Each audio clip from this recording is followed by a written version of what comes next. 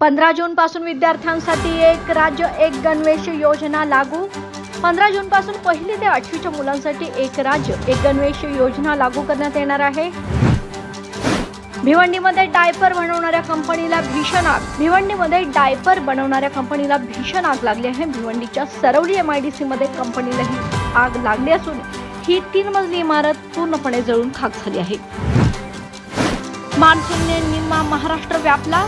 मान्सूनने निम्मा महाराष्ट्र व्यापला असून मुंबई पुण्यासह तो आता नाशिक, छत्रपती संभाजीनगर आणि विदर्भातील काही भागात जाऊन पोहोचला आहे।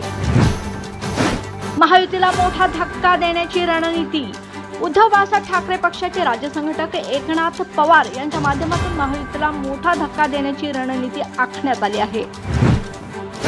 बेताल वक्तव्य करू नये, सकल मराठा समाजाचा इशारा।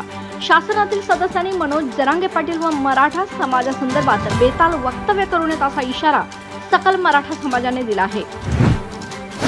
पंढरपूर विठ्ठल मंदिरातील अनेक भागात गळती।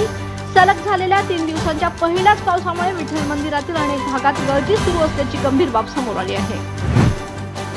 भारताबरोबर T20 मॅच हरल्यानंतर आता पाकिस्तानी संघातील इमादवर गंभीर आरोप। इमाद वासिमने बॉल मुद्दाम वाया घालवल्यामुळे पाकिस्तानचा 6 धावांनी पराभव झाला असा आरोप सलीम मलिक यांनी केला आहे।